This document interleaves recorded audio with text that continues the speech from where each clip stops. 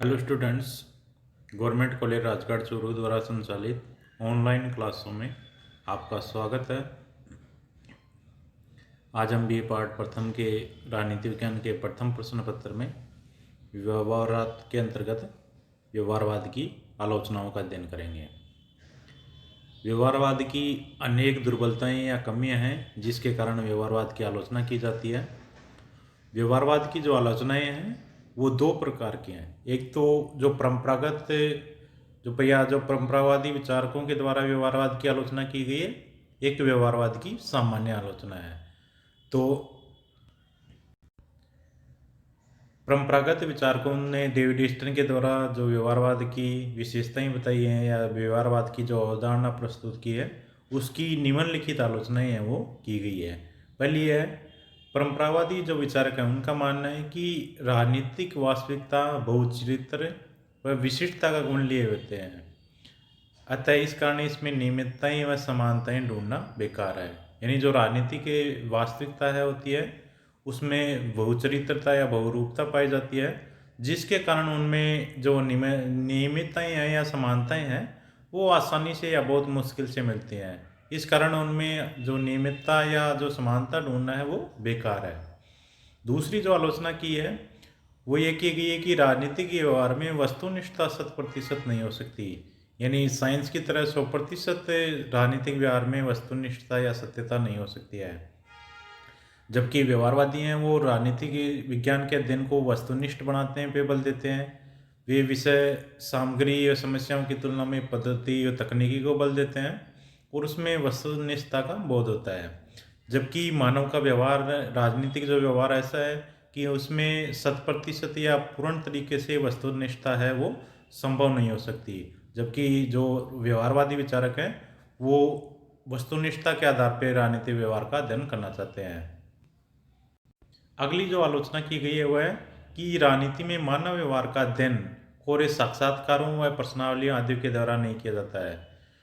अगर जो व्यवहारवादियों के द्वारा जो मानव के व्यवहार के अध्ययन के लिए साक्षात्कार किए गए, प्रश्नावली बनाई गई, जबकि अगर हम मानव के राजनीतिक व्यवहार को या मानव के व्यवहार को वास्तव में समझना चाहते हैं तो हम उसको उस सामाजिक इतिहास, संस्कृति, उस परिवेश को भी आवश्यक रूप से जानना आवश्यक रहता है जिसमें वह मानव है वो निवास करता है, या जो व्यक्ति उस प्रकार की संस्कृति में निवास करते हैं उनको जानने के बाद ही हम उनके जो राजनीतिक व्यवहार है या जो किस प्रकार का व्यवहार करेंगे उसके संदर्भ में जान सकते हैं। इसके अभाव में अगर हम किसी भी प्रकार का अध्ययन करेंगे तो वो जो निष्कर्ष हैं वो सत्यापित या ऐसे उपयोगी नहीं होंगे इतने। अगली जो आलोचना की गई है वह है कि संख्यात्मक पद्धति से मानव स्वभाव का मापन नहीं है। व्यवहारवादियों के द्वारा मानव व्यवहार के मापन का प्रयास किया गया है कि मानव के व्यवहार को मापा जा सकता है या जांचा जा सकता है। उसके लिए उन्होंने जो सांख्यिकी की विभिन्न प्रकार की पद्धतियों का प्रयोग किया है, जबकि वास्तव में जो मानव व्यवहार है उसका संख्यात्मक पद्धति के द्वारा मापन नहीं हो सकता है। राजनीति व्यवहार है मानव का, उसका हम जैसे देशभक्ति है, ईमानदारी है, ऐसे तत्वों को किस आधार पर नापे हैं यह असंभव है, क्योंकि हम इसका मापन है किसी भी प्रकार की पद्धति से नहीं कर सकते। क्योंकि जो मानव व्यवहार रहता है या जो मानव स्वभाव है वो चंचल व अस्थिर रहता है, तो इसको किसी भी प्रकार से मापा नहीं जा सकता है। ये समय के साथ या कभी भी परिवर्तन हो सकता है, इस कारण इसका मापन है वो संभव नहीं है।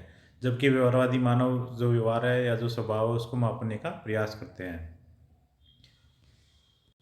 अगली जो आलोचना है वो मूल्य निरपेक्षता संभव नहीं है।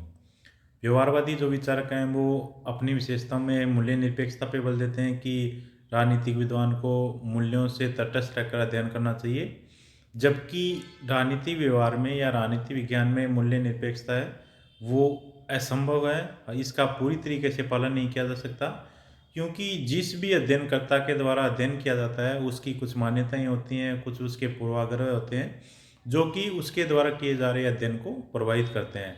तो बिल्कुल एकदम तटस्थ या मूल्य निरपेक्ष होकर मानव के द्वारा किसी भी प्रकार का व्यवहार है वो अध्ययन है वो नहीं किया जा सकता। तो ये बहुत ही कम चांस है इसके कि मानव जो अध्ययन करता है उससे उसके मूल्य या उसके जो पूर्वाग्रह से वो अप्रभावित रहे। तो पूर्ण रूप से जो मूल्य निरपेक्षता है वो संभव नहीं हो सकती। अब व्यवहारवाद की हम सामान्य आलोचनाएं देखेंगे। मलफोर्ड, सिल्बी, स्टीफन, एल वास्पी, हील Eulau, Ranney, Dahl, Karl Deutsch, एवरेलियस सरसन, Christian Bay, Alfred Cobban, Kirkpatrick आदि विचारकों के द्वारा भी जो व्यवहारवाद की अनेक कमियां हैं या जो व्यवहारवाद की अनेक आलोचनाएं हैं वो इन विद्वानों के द्वारा की गई हैं। तो इन विद्वानों के द्वारा क्या क्या आलोचनाएं की गई हैं हम उनका अध्ययन करेंगे। पहला है अत्यधिक शब्दाडंबर। व्यवहारवादियों ने नई नई पद्धतियों, शुष्क वाक्यों और जो नई नई संप्रदाय इनका प्रयोग है वो राजनीतिक व्यवहार के अध्ययन में प्रस्तुत किया है। तो पहले ये उसकी आलोचना की जाती है कि व्यवहारवाद के द्वारा अत्यधिक शब्दाडंबर के अलावा व्यवहारवाद कुछ नहीं है, क्योंकि इसमें जो नए नए शब्दों का प्रयोग किया गया है उसमें राजनीति विज्ञान है वो शब्दाडंबर के जाल में फंस जाती है। इस कारण इसमें अत्यधिक शब्दाडंबर का अपनाया गया है। दूसरी जो आलोचना है वो पद्धतियों पर अत्यधिक बल है। सामान्यतः हम जो अध्ययन करते हैं उसमें विषय वस्तु और अध्ययन पद्धतियाँ दोनों महत्वपूर्ण रहती हैं, किंतु व्यवहारवादियों ने तकनीकी व पद्धतियों पर अधिक जोर देते हैं। उन्होंने विषय वस्तु की उपेक्षा की है। तो इससे जो अध्ययन है वो निष्पक्ष नहीं हो सकता, या इसके द्वारा जो अध्ययन के निष्कर्ष प्राप्त होंगे वो सत्य प्राप्त नहीं होंगे, क्योंकि उन्होंने अध्ययन पद्धतियों पे ज़्यादा बल दिया है, जबकि जो विषय वस्तु है इस पे उपेक्षा की है। जबकि विषय वस्तु और अध्ययन पद्धतियाँ दोनों ही महत्वपूर्ण होती हैं अध्ययन में। अगली जो आलोचना है वो है कि व्यवहारवादी दूसरे सामाजिक विज्ञानों पे अधिक आश्रित हैं। जो व्यवहारवाद है वो अंतर अनुशासनात्मक दृष्टिकोण का पक्षधर है, और जो अन्य समाज विज्ञानों के द्वारा जो पद्धतियाँ, जो अध्ययन पद्धति प्रयोग की जा रही हैं उन पद्धतियों और प्रविधियों का प्रयोग है वो राजनीति विज्ञान में कर रहे हैं। तो वो अन्य समाज विज्ञानों पे दिन प्रतिदिन है वो निर्भर होते जा रहे हैं। जैसे सिबली ने कहा है कि व्यवहारवादियों का जो शोध कार्य है वो समाजशास्त्र व मनोविज्ञान से अधिक प्रभावित है। तो राजनीति विज्ञान को जो व्यवहारवादी हैं वो अन्य समाज विज्ञानों पर निर्भर कर देते हैं। अगली जो आलोचना है व्यवहारवाद की वो है व्यवहारवादियों के आचरण में विरोधाभास पाया जाता है। यानी व्यवहारवादियों में दो प्रकार के, एक ही विचार के संदर्भ में दो प्रकार के विचार पाए जाते हैं। जैसे व्यवहारवादी अपने आप को मूल्य निरपेक्ष विज्ञानी बताते हैं, परंतु उनका जो अध्ययन है वो मूल्य निरपेक्ष नहीं है। वे स्वयं दूसरे शास्त्रों की जो पद्धतियाँ प्रयोग करते हैं और फिर भी किसी अन्य जो अध्ययन पद्धति है उसको मान्यता प्रदान देने के लिए पक्षधर नहीं है। तो उनका जो आचरण है या जो व्यवहार है वो विरोधाभास पाया जाता है उसमें। अगला है अत्यधिक खर्चीली पद्धति। व्यवहारवादी जो पद्धति है वो अत्यधिक खर्चीली है। अमेरिका में इस पद्धति के अंतर्गत करोड़ों डॉलर खर्च किए गए, और व्यवहारवादियों ने इतने अधिक पैसे खर्च करके भी मानव व्यवहार का विज्ञान प्रस्तुत करने में असफल रहा है। तो इस तरह ये जो पद्धति है वो अत्यधिक खर्चीली है, क्योंकि इसमें मानव का राजनीतिक व्यवहार करने के लिए, विभिन्न आंकड़े जुटाने के लिए विभिन्न प्रकार की पद्धतियों का प्रयोग किया जाता है जो अत्यधिक खर्चीली है। अगली जो आलोचना है राजनीति विज्ञान विशुद्ध विज्ञान नहीं है। व्यवहारवादी जब राजनीति विज्ञान का अध्ययन करते हैं तो ये इस बात को भूल जाते हैं कि राजनीति विज्ञान और जो प्राकृतिक विज्ञान है उसके तथ्यों में बहुत अधिक अंतर पाया जाता है। क्योंकि जो राजनीति विज्ञान है उसकी विषय वस्तु मानव होता है जो कि परिवर्तनशील रहता है, जबकि जो प्राकृतिक विज्ञान है उसकी जो विषय वस्तु रहती है वो जड़ या अचेतन पदार्थ रहते हैं। इस कारण हमें प्राकृतिक विज्ञानों की तरह राजनीति विज्ञान में अध्ययन पद्धतियाँ या अध्ययन है वो नहीं कर सकते हैं। नहीं हम प्राकृतिक विज्ञानों की तरह भविष्यवाणी कर सकते हैं राजनीति विज्ञान में। तो इस कारण राजनीति विज्ञान है वो प्राकृतिक विज्ञानों की तरह विशुद्ध विज्ञान है वो किसी भी प्रकार से बनना संभव नहीं है। अगली जो आलोचना है वो है कि व्यवहारवादी दृष्टिकोण संकुचित व काल्पनिक है। व्यवहारवाद के अंतर्गत जो अध्ययन किए गए वो संकुचित है और काल्पनिक है, उनको व्यवहार में लागू नहीं किया जा सकता। एल्फ्रेड काबन ने कहा है कि ये उपगम बिना विज्ञान को प्राप्त किए राजनीति के खतरनाक चक्कर से बचने के लिए विश्वविद्यालयों के शिक्षकों द्वारा आविष्कृत युक्ति है। ये शिक्षक इंद्रपुरी या लोक कल्पना के निवासी हैं जहाँ मूल्य, इतिहास, संस्कृति, परंपराएं आपस में घनिष्ठ रूप से जुड़ी हुई हैं। उनको पृथक करके देखना संकुचित दृष्टिकोण का परिचायक है।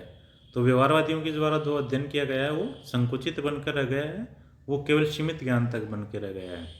अगली है व्यवहारवाद की जो आलोचना है, सूक्ष्म अध्ययन के निष्कर्षों को बड़े स्तर पर लागू करने की समस्या। व्यवहारवाद के अंतर्गत जो सूक्ष्म स्तर पर व्यवहारवादियों के द्वारा अध्ययन किए जाते हैं, उनको वर्ती स्तर पर लागू करना कितना वैज्ञानिक या कितना सही रहेगा। अगर सूक्ष्म स्तर के अध्ययन को हम वर्ग स्तर पर लागू करेंगे तो उसके जो आंकड़े या उसके जो निष्कर्ष आएंगे वो बिल्कुल विपरीत भी आ सकते हैं। जैसे अगर कुछ गांव के मतदाताओं के अध्ययन के आधार पर हम संपूर्ण उस क्षेत्र के मतदाताओं के व्यवहार का अध्ययन है या उनके मन का पता नहीं लगा सकते हैं। अगला है, इस तरह ये व्यवहारवाद की जो आलोचनाएं विभिन्न विचारकों के द्वारा बताई गई हैं कि ये कमियां हैं व्यवहारवाद के अंतर्गत पाई जाती हैं। इस प्रकार हम कह सकते हैं कि जो राजनीति विज्ञान है उसको प्राकृतिक विज्ञानों की तरह हम बना नहीं सकते हैं, क्योंकि प्राकृतिक विज्ञानों की विषय वस्तु और जो राजनीति विज्ञान की विषय वस्तु और अध्ययन पद्धतियाँ हैं इनमें काफ़ी अंतर पाया जाता है। स्वयं व्यवहारवादियों ने भी 1969 में अपनी कमियों को स्वीकार करके उत्तर व्यवहारवाद को जन्म दिया, और जिन्होंने व्यवहारवाद का जो प्रतिपादन किया था उन्हीं के द्वारा वही उसके आलोचक बन गए और वही जो व्यवहारवाद है उसके प्रतिपादक बन गए हैं। तो जो व्यवहारवाद है वो विभिन्न विरोधाभास व संगतियों से पूर्ण होने के कारण विभिन्न प्रकार की इसकी आलोचनाएं हुई हैं। और अमेरिका व्यवहारवाद का जो प्रमुख रूप से जो प्रतिपादक हैं वो अमेरिका बुद्धिजीवी वर्ग है, जो कि राजनीति विज्ञान को प्राकृतिक विज्ञान की तरह बनाना पे बल देते हैं। तो ये व्यवहारवाद की जो है आलोचनाएं हैं। धन्यवाद।